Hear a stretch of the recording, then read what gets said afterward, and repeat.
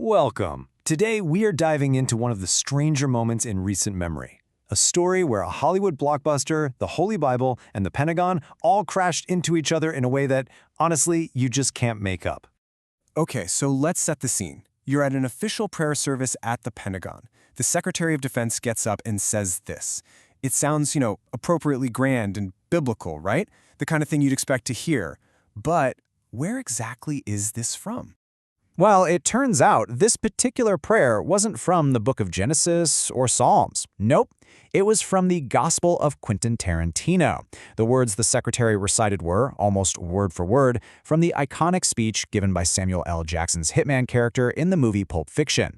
Now, the Pentagon's official explanation was that this was a custom prayer inspired by the movie, which was itself inspired by the Bible verse Ezekiel 25:17.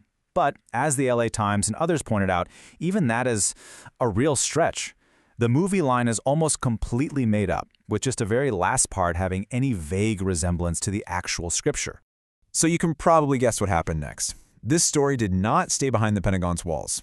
The reaction was fast, it was huge, and it turned a very weird moment into a story that went all around the world. No surprise here, right? Back home, the gaffe became instant comedy gold.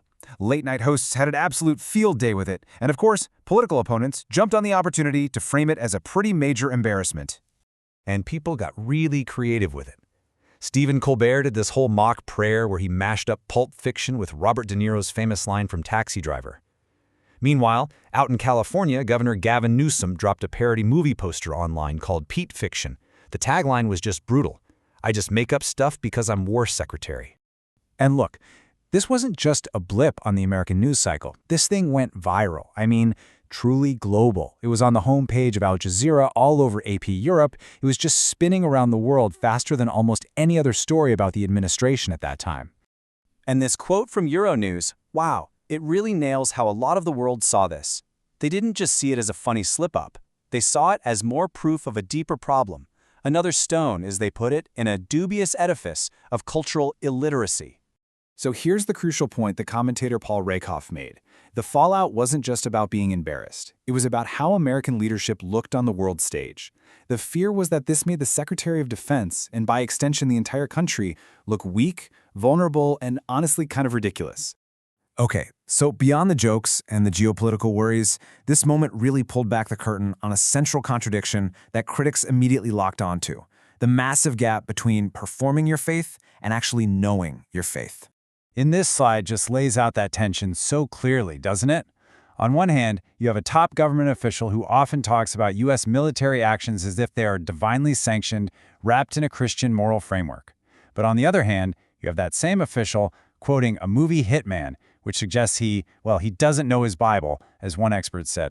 And that's why this was such a big deal for critics.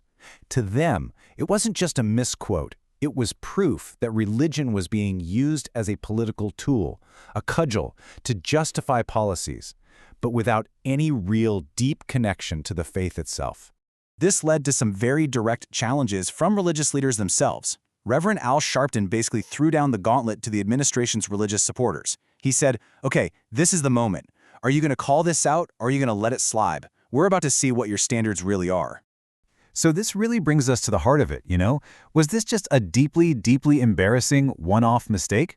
Or, as some scholars started to argue, does this bizarre little moment actually show us something much deeper about a political strategy? And that leads us to a fascinating analysis. One expert in religious studies says that maybe we shouldn't see this as a mistake at all, but as a kind of performance, part of a very deliberate myth-making exercise. So, Professor Anthea Butler at the University of Pennsylvania offers this idea. A myth-making exercise isn't about lying in the usual sense.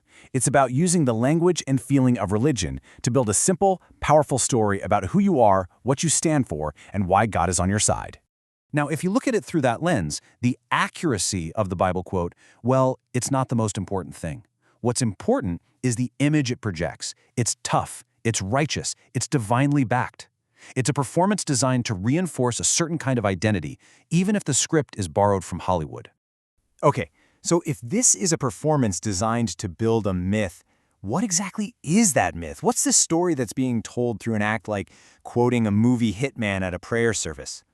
According to Professor Butler, it all boils down to these three very powerful ideas. First, we are the ones who get to define what Christianity is. Second, God is on our side, sanctioning what we do. And third, because of that, we are invincible. The performance, gaffe or not, helps build that simple, potent story. And that brings us all the way back to the main question. Why does a pop culture slip-up at the Pentagon actually matter? Is it because it reveals a contradiction between what someone says they believe and what they actually know? Or is it because the performance is the point, the tool to build a myth of divine right and power, where the actual facts just don't matter as much? It's definitely something to think about.